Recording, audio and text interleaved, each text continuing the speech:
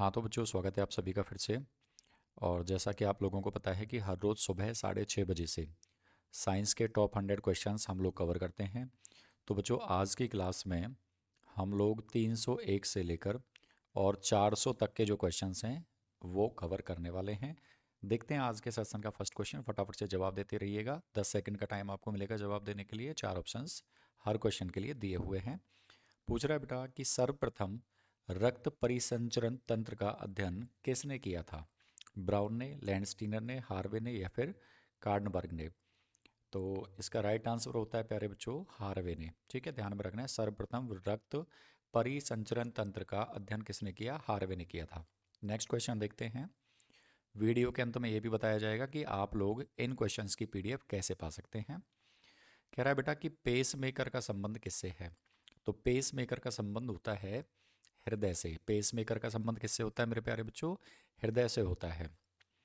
Next पूछ रहे हैं आपसे कि गति प्रेरक किससे संबंधित है? गति प्रेरक भी किससे संबंधित है बच्चों? हृदय से संबंधित है। ध्यान में रखना है, भूलना नहीं है। जो बच्चे पहली बार वीडियो पर आए हैं, चैनल को सब्सक्राइब कर लेना, बेल आइकन को ऑल नोटिफिकेशन पर सेट कर लेना, जिससे कि हर रोज़ की क्लास टाइम से आप लोगों को मिलती रहे।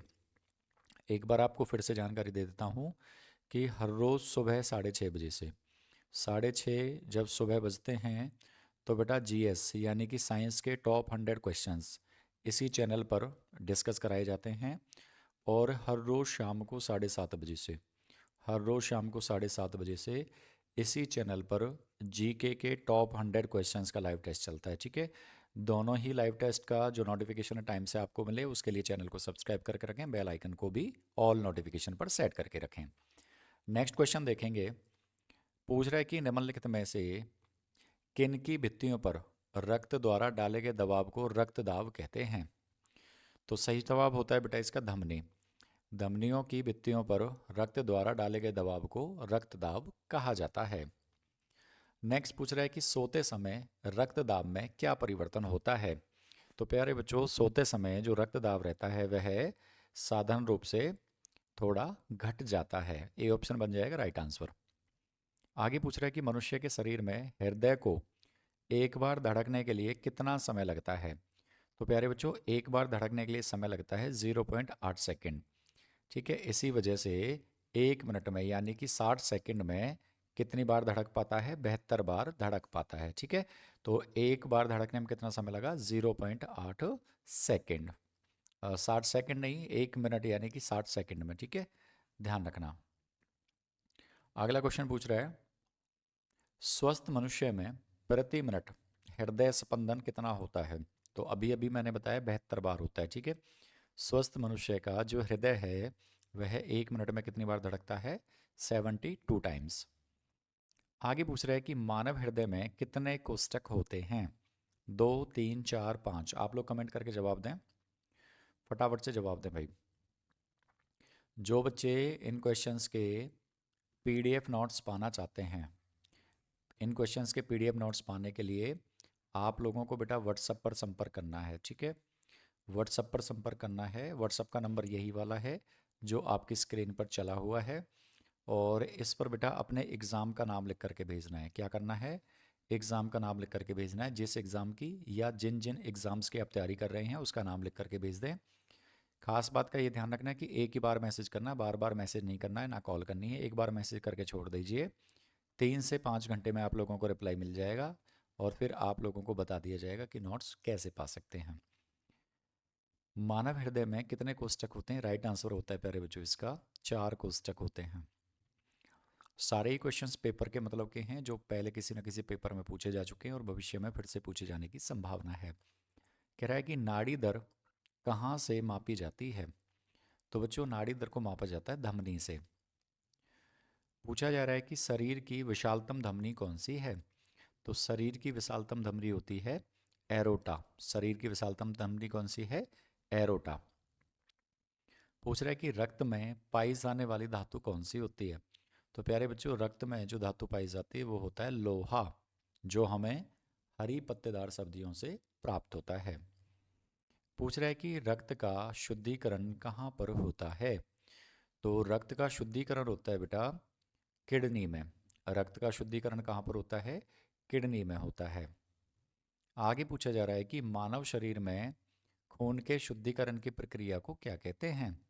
तो मानव शरीर में जो खून के शुद्धिकरण की प्रक्रिया है उसको बोला जाता है डायलिसिस। क्या बोला जाता है? डायलिसिस बोला जाता है, ध्यान में रखना है।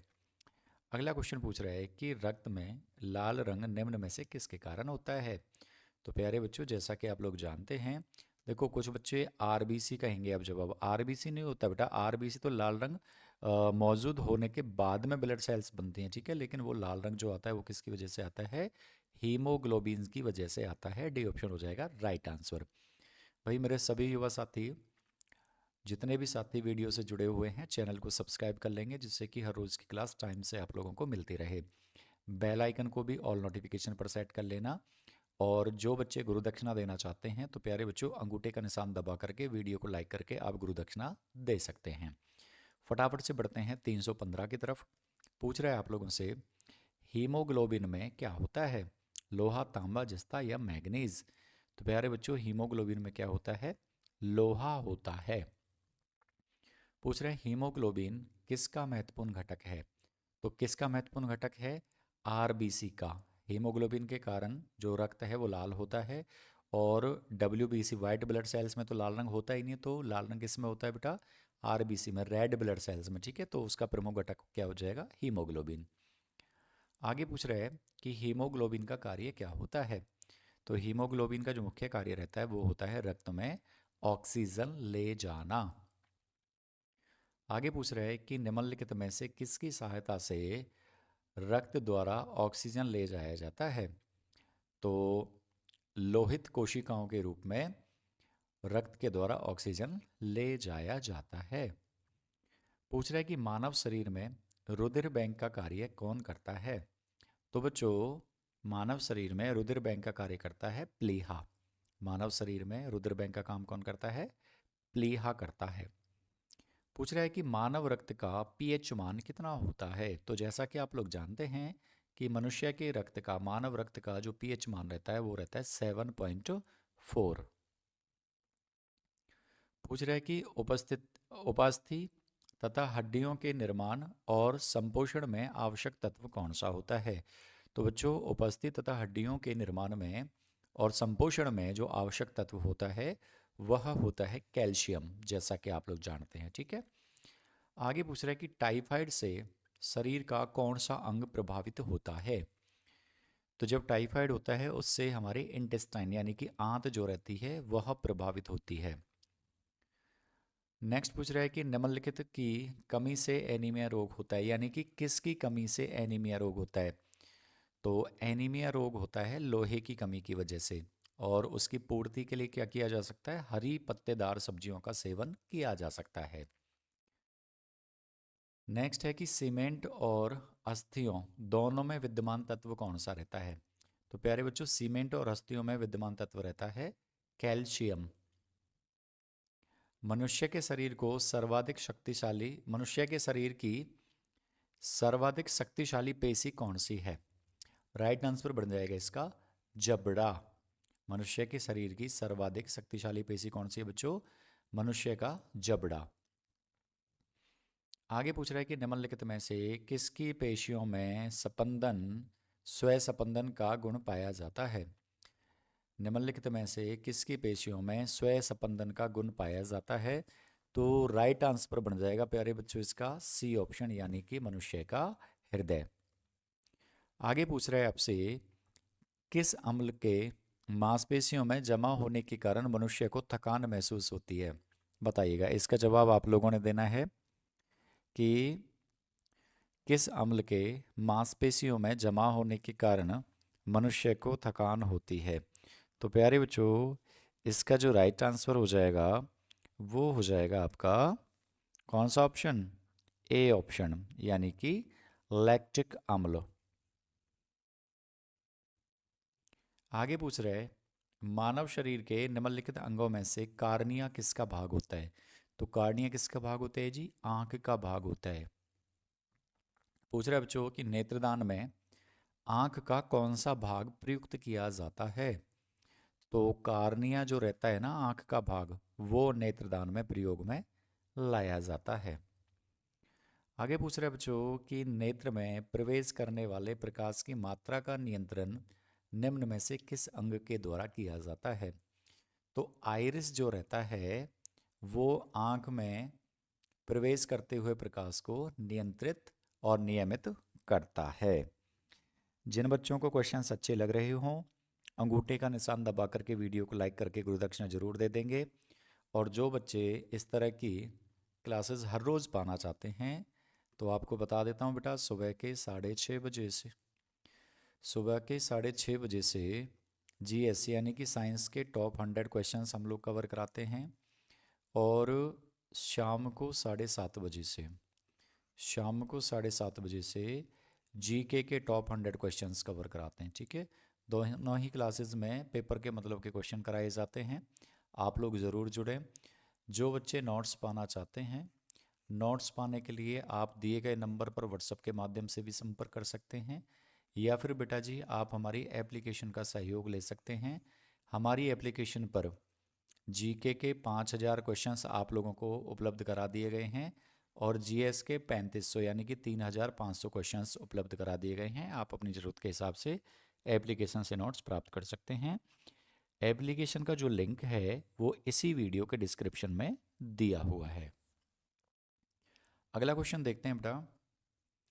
पूछ रहा है कि आंख के किस भाग में वस्तु का प्रतिबिंब बनता है? तो रेटिना में वस्तु का प्रतिबिंब बनता है। आगे पूछ रहे हैं मानव नेत्र में उपस्थित रेटिना में रंगों में विभेद के लिए उपस्थित होते हैं। क्या उपस्थित होते हैं? कॉन्स उपस्थित होते हैं। ठीक है, रंगों में भेद करने के लिए क्या उपस्थित रहते हैं? कॉन्स उपस्थित होते हैं। सी ऑप्शन बढ़ जाएगा राइट आंसर। पूछ रहा है कि त्वचा का रंग किसके कारण होता है? किसके कारण होता है? मेलानिन के कारण। मेलानिन वो चीज़ है जिसकी वजह से मानव की त्वचा का रंग डिसाइड होता है। पूछ रहा है कि मनुष्य में त्वचा किस स्थान पर सबसे अधिक मोटी होती है? तो बच्चों ये तो आप लोगों को भी पता है कि पैर के तलुए में सबसे मोटी स्किन होती है। डी ऑप्शन बढ़ जाएगा राइट आंसर। मानव शरीर का सबसे बड़ा अंग कौन सा है? तो मानव शरीर का सबसे बड़ा अंग कौन सा है? चमड़ा यानी कि स्किन यानी कि त्वचा। मानव त्वचा को रंग देने वाला वर्णक क्या होता है? तो अभी पिछले से पिछले क्वेश्चन में पढ़ा है मेलानिन। मेलानिन के कारण मनुष्य की त्वचा का रंग डिसाइड होता है। आगे पूछ रहा है बेटा कि त्वचा की ऊपरी सतह क्या कहलाती है?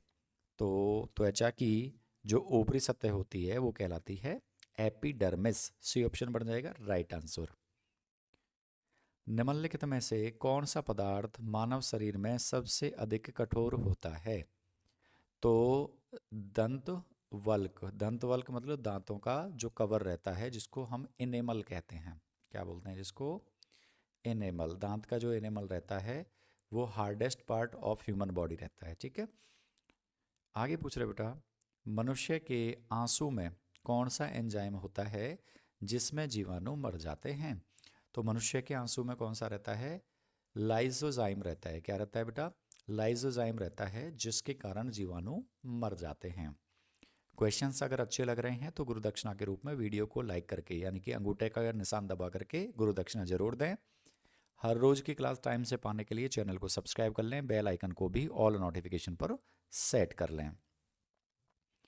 आगे पूछ रहे बेटा कि मानव शरीर के कौन से अंग का प्रत्यारोपण नहीं किया जा सकता? तो बच्चों मस्तिष्क का प्रत्यारोपण नहीं किया जा सकता है। गुर्दे का, फेफड़े का, हृदय का, इन सभी का प्रत्यारोपण किया जा सकता है। अगला क्वेश्चन आप लोगों के लिए, मानव शरीर का कौन सा अंग पुनरुद्भवन को प्रदर्शित करता है? यानी कि कौन सा भाग है मनुष्य के शरीर का जो खराब होने पर पुनः विकसित हो जाता है, स्वयं से ही विकसित हो जाता है? राइट आंसर बनता है इसका यकृत, जिसको आप लीवर के नाम से भी जानते हैं। पूछा जा रहा है कि किसी प्राणी के शरीर के समस्त भार का अधिकांश भाग क्या होता है? रुधिर, उत्तक, अस्थि या जल? तो बच्चों मनुष्य के शरीर के समस्त भार का अधिकतम भाग किसका होता है? जल का होता है। मनुष्य के रक्त में कौन सा समूह सर्वदाता है? यानी कि कौन सा वो ब्लड ग्रुप है जो अन्य किसी भी ब्लड ग्रुप वाले को ब्लड दे सकता है, सर्वदाता। और जो सबसे ले सकता है उसको बोलते हैं सर्वग्राही। तो यहाँ पर सर्वदाता पूछा है, तो सर्वदाता रहता है बेटा ब्लड ग्रुप ओ। ठीक है, डी ऑप्शन बन जाएगा राइट आंसर। पूछ रहा है कि पाचन के रसों में निम्नलिखित में से कौन सा अम्ल पाया जाता है। तो बच्चों पाचन के रसों में निम्नलिखित में से हाइड्रोक्लोरिक अम्ल पाया जाता है। बी ऑप्शन बन जाएगा जी एकदम सही और सटीक जवाब। पूछ रहा है कि मानव का मस्तिष्क लगभग कितने ग्राम का होता है। तो बच्चों मानव का जो मस्तिष्क रहता है वो 1350 ग्राम का माना गया है। सामान्य मानव शरीर का रक्त दाब कितना होता है। तो आप लोग जानते हैं 120/80 होता है। ठीक है। पूछ रहा है बेटा रक्त शुद्ध करने वाला अंग कौन सा है। तो रक्त शुद्ध करने वाला अंग है वृक्क, जिसको आप लोग किडनी के नाम से जानते हैं। किस नाम से जानते हैं? किडनी के नाम से जानते हैं। अगला क्वेश्चन पूछ रहा है मानव के हृदय में कितने वाल्व होते हैं। तो प्यारे बच्चों मानव के हृदय में वाल्व की संख्या रहती है 4। डी ऑप्शन बनेगा राइट आंसर। पूछ रहा है ईईजी, ध्यान रखना ईसीजी नहीं पूछा है, ईसीजी नहीं पूछा है, ईईजी पूछा है। ईईजी का प्रयोग किसकी गतिविधि दर्ज करने के लिए किया जाता है। तो मेरे प्यारे बच्चों ईईजी का प्रयोग किया जाता है मस्तिष्क की गतिविधि को दर्ज करने के लिए, और ईसीजी का प्रयोग किया जाता है हृदय की गतिविधि को दर्ज करने के लिए। ठीक है, चलिए नेक्स्ट क्वेश्चन पूछ रहे हैं मानव हृदय में कक्षा की संख्या कितनी है, यानी कि कितने कक्ष होते हैं। तो मानव हृदय में बच्चों कितने कक्ष होते हैं? 4 कक्ष होते हैं, 4 कोष्ठक होते हैं।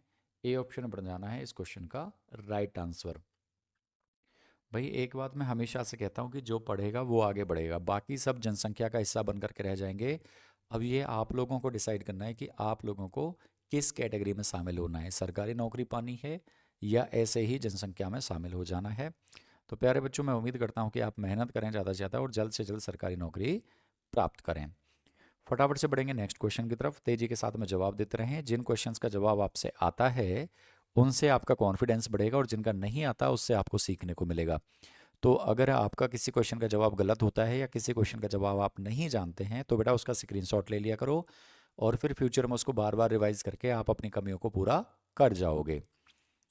नेक्स्ट क्वेश्चन पूछ रहा है कि सर्वग्राही कौन से रुधिर का वर्ग होता है, यानी कि सबसे जो ले सकता है सभी ब्लड ग्रुप से, वो होता है बेटा हमारा ए बी। क्या रहता है? Blood group A B. आगे पूछ रहा है कि निम्नलिखित में से किस एक जीव में पसलियों की संख्या सबसे अधिक यानी कि 24 होती है। तो प्यारे बच्चों पसलियों की संख्या 24 यानी कि जोड़े कितने हो गए? 12 जोड़े हो गए, 12 जोड़े पसलियां यानी कि 24 पसलियां। 24 पसलियां किस में होती हैं प्यारे बच्चों? मानव में होती हैं, मनुष्य में होती हैं। बी ऑप्शन बढ़ जाएगा एकदम सही जवाब। पूछ रहा है कि आयोडीन युक्त हार्मोन कौन सा है। तो बेटा आयोडीन युक्त जो हार्मोन है वो है थायरॉक्सिन। सी ऑप्शन बनेगा एकदम सही और सटीक जवाब। जिनको जवाब नहीं पता स्क्रीनशॉट लेते रहें। पूछ रहा है कि मानव शरीर में पृच्छ कौन सी संरचना में संलग्न होता है। तो प्यारे बच्चों पृच्छ जो रहता है वो वृहदांत में संलग्न रहता है। बी ऑप्शन बनेगा इसका राइट आंसर। आगे पूछ रहा है कि सामान्य व्यक्ति में दिल की धड़कन की औसत दर कितनी होती है। तो as you know right answer is 72 times per minute, यानी कि 1 मिनट में 72 बार मनुष्य का हृदय धड़कता है। पूछ रहा है कि संपूर्ण शरीर के द्रव्यमान का कितने प्रतिशत रक्त की मात्रा होती है। बताओ बेटा फटाफट से जवाब दो कमेंट करके कि मनुष्य शरीर के कितना प्रतिशत भाग रक्त रहता है। राइट आंसर बनेगा इसका 7%। रक्त जमने में किस तत्व की मुख्य भूमिका होती है। रक्त के जमने में सी ए, बी ऑप्शन है राइट आंसर, इसकी मुख्य भूमिका रहती है। पूछ रहा है बच्चों यदि किसी व्यक्ति की रुधिर वाहिकाओं की त्रिज्या कम हो जाए तो उसका रक्त दाब क्या होगा, बढ़ेगा या घटेगा, या उतना ही रहेगा, या पुरुषों में बढ़ेगा और महिलाओं में घटेगा? तो बेटा अगर उनकी त्रिज्या कम हो जाएगी, यानी कि जो रुधिर वाहिकाएं वो पतली हो जाएंगी, तो रक्त दाब क्या होगा, बढ़ेगा। ए ऑप्शन बन जाएगा करेक्ट आंसर। निषेचित अंडाणु के इम्प्लांटेशन के लिए गर्भाशय कौन सा हार्मोन तैयार करता है? तो बेटा निषेचित अंडाणु के इम्प्लांटेशन के लिए जो गर्भाशय है वह कौन सा हार्मोन जनरेट करता है? एस्ट्रोजन। सी ऑप्शन बढ़ जाएगा एकदम सही और सटीक जवाब। निम्न में से कौन सी मानव हार्मोन में आयोडीन मिश्रित होता है? तो बच्चों थायरॉक्सिन नामक जो हार्मोन है उसमें आयोडीन का मिश्रण पाया जाता है। पूछ रहा है कि मनुष्य के शरीर में पेशियों की कुल संख्या कितनी होती है? तो बेटा मनुष्य के शरीर में पेशियों की कुल संख्या होती है 639। कितनी रहती है पेशियों की संख्या मनुष्य के शरीर में? 639। बेटा आप लोगों की जानकारी के लिए फिर से बता देता हूँ, सुबह के 6:30 बजे से, सुबह के 6:30 बजे से जीएससी यानी कि साइंस के टॉप 100 क्वेश्चंस डिस्कस कराए जाते हैं इसी चैनल पर। और शाम को 7:30 बजे से, शाम को 7:30 बजे से जीके के टॉप 100 क्वेश्चंस डिस्कस कराए जाते हैं इसी चैनल पर। ठीक है, हर सेशन में आप लोग ज़रूर जुड़ें। दोनों ही क्लासेस का नोटिफिकेशन टाइम से आप लोगों को मिलता रहे, उसके लिए चैनल को सब्सक्राइब करके रखें और बेल आइकन को भी ऑल नोटिफिकेशन पर सेट कर लें। अगर क्वेश्चंस आपको अच्छे लग रहे हैं तो अंगूठे का निशान दबा करके वीडियो को लाइक करके गुरु दक्षिणा जरूर दें। और जो बच्चे पीडीएफ नोट्स पाना चाहते हैं वो बच्चे हमारी एप्लीकेशन को डाउनलोड कर सकते हैं। उस एप्लीकेशन पर जीके के 5000 क्वेश्चंस उपलब्ध करा दिए गए हैं आपको, और जीएस यानी कि साइंस के 3500 यानी कि 3500 क्वेश्चंस उपलब्ध करा दिए गए हैं। और प्यारे बच्चों एप्लीकेशन का जो लिंक है वो इसी वीडियो के डिस्क्रिप्शन में दिया हुआ है। फटाफट से बढ़ेंगे 362 की तरफ। पूछ रहा है कि मनुष्य में मेरुदंड में कितनी तंत्रिका निकलती हैं? तो राइट आंसर बन जाता है प्यारे बच्चों 33। 33 इज एब्सोल्युटली करेक्ट आंसर।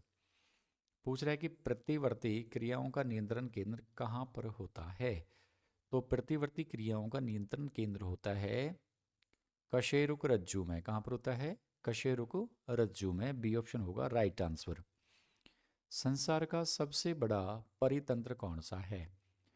तो संसार का सबसे बड़ा पारितंत्र कौन सा है बेटा? सागर है, यानी कि समुद्र है।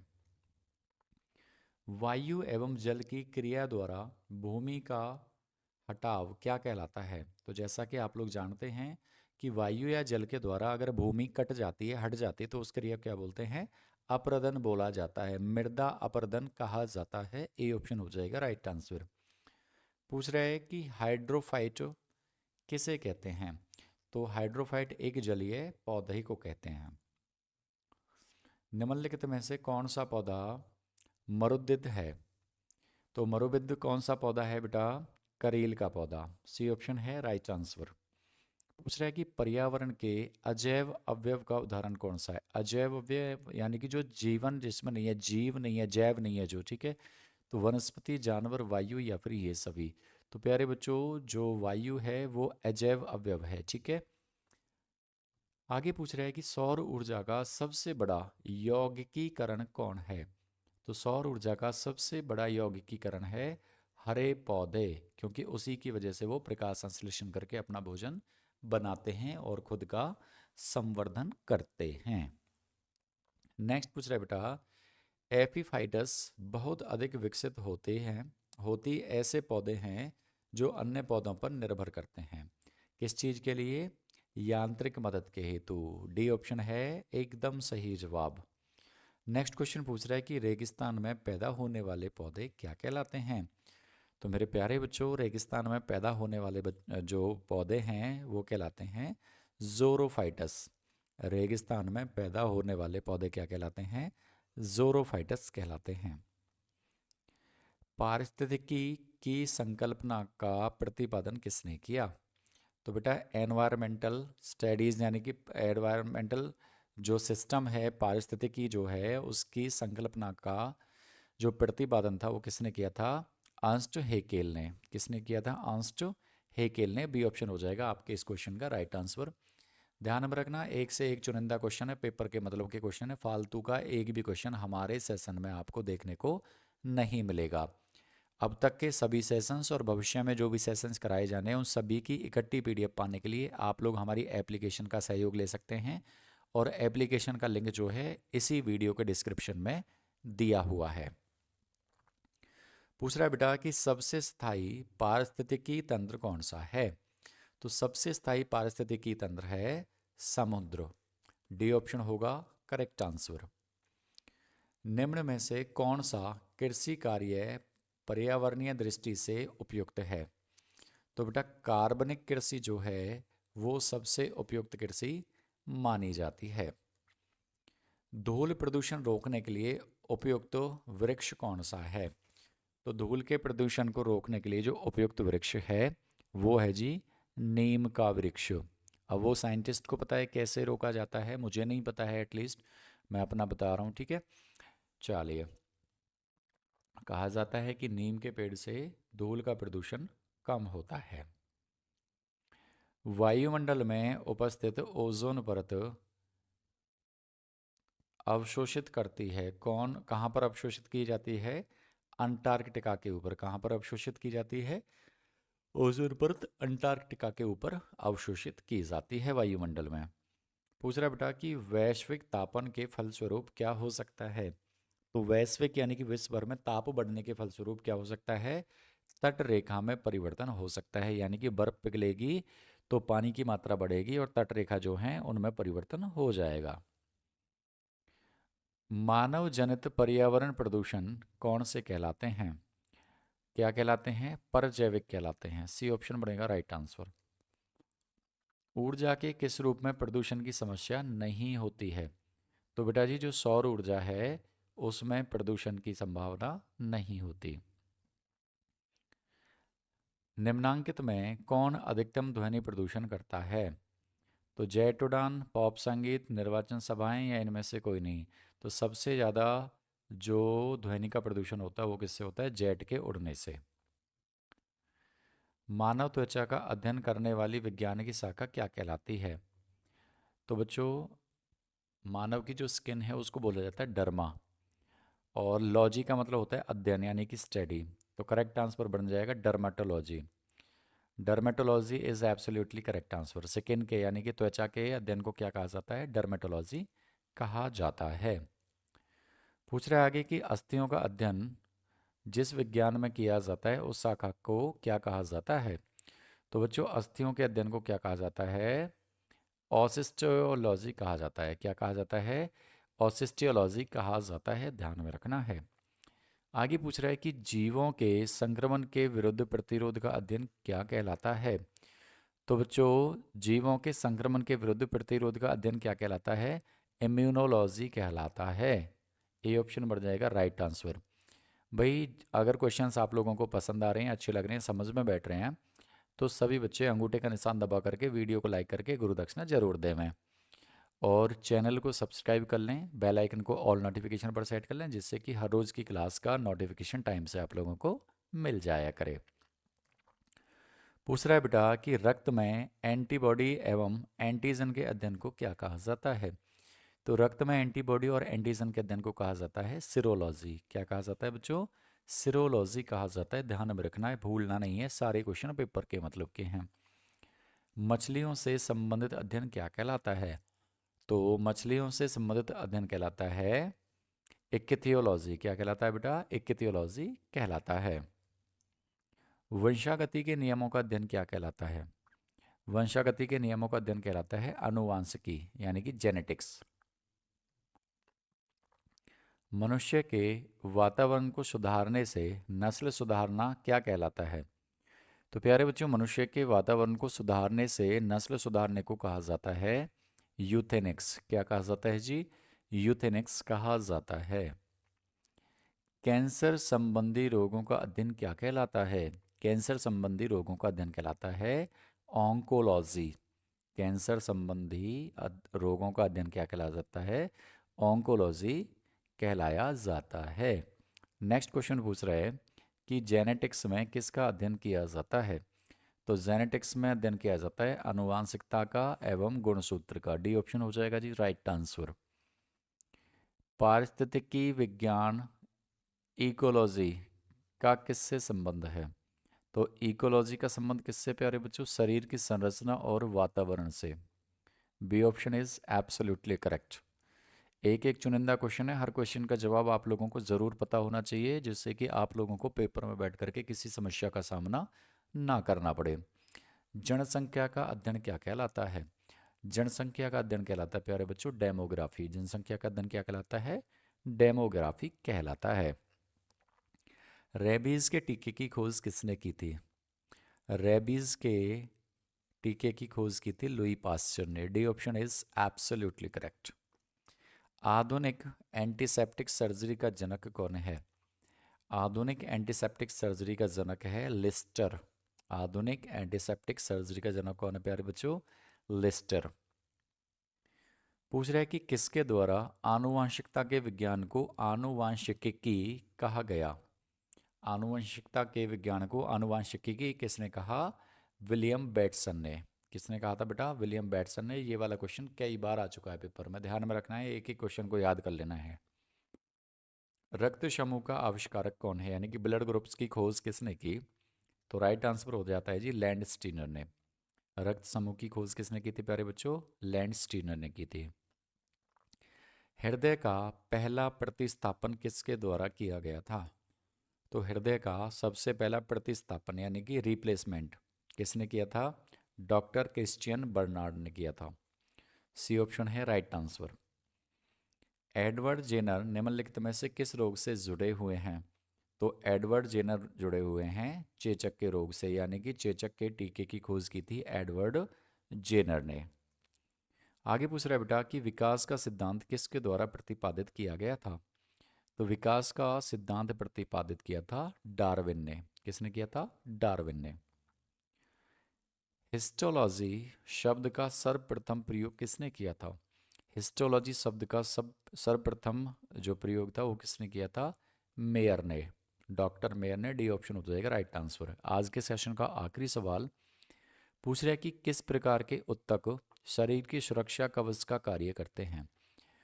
किस प्रकार के उत्तक यानी कि टिश्यूज शरीर की सुरक्षा कवच का कार्य करते हैं। राइट आंसर हो जाएगा बेटा इसका ए ऑप्शन, यानी कि एपिथेलियमी उत्तक।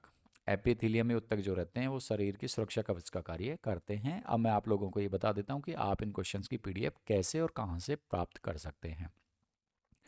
उससे पहले ये बता देता हूँ बेटा कब कब क्लास होती है। देखिए, जब सुबह के 6:30 बजते हैं, जब सुबह के 6:30 बजते हैं तो इसी चैनल पर जीएस यानी कि साइंस के टॉप 100 क्वेश्चंस का लाइव टेस्ट चलता है। और मेरे प्यारे बच्चों जब शाम को 7:30 बजते हैं तो इसी चैनल पर जीके के टॉप 100 क्वेश्चंस का लाइव टेस्ट चलता है। ठीक है, हर क्लास का नोटिफिकेशन टाइम से आप लोगों को मिलता रहे उसके लिए आपको चैनल सब्सक्राइब करके रखना होता है और बेल आइकन को भी ऑल नोटिफिकेशन पर सेट करके रखना होता है। और हर बच्चे के लिए पीडीएफ नोट्स उपलब्ध हैं इन सभी क्वेश्चंस के, जितने क्वेश्चंस अब तक हो चुके हैं और जो भविष्य में होने हैं। उसके लिए बेटा हमारी एप्लीकेशन है, एप्लीकेशन पर 5,000 क्वेश्चंस आपके एग्ज़ाम के लिए जीके के उपलब्ध हैं और 3500 क्वेश्चंस आप लोगों के एग्ज़ाम के लिए जीएस यानी कि साइंस के उपलब्ध हैं। ठीक है, जो बच्चा ये क्वेश्चंस लेना चाहता है वो बच्चा हमारी एप्लीकेशन का सहयोग ले सकता है। एप्लीकेशन का जो लिंक है मेरे प्यारे बच्चों, एप्लीकेशन का लिंक इसी वीडियो के डिस्क्रिप्शन में दिया हुआ है। वहाँ से जाकर के आप एप्लीकेशन को डाउनलोड करें, फ़ोन नंबर डाल के ओटीपी आएगा, ओटीपी भर करके रजिस्टर करें। रजिस्टर करने के बाद में आपको दिखाई दे जाएंगे जीके के और जीएस के 5,000 और 3,500 क्वेश्चंस। ठीक है, अपनी ज़रूरत के मुताबिक आप उनको ले सकते हैं।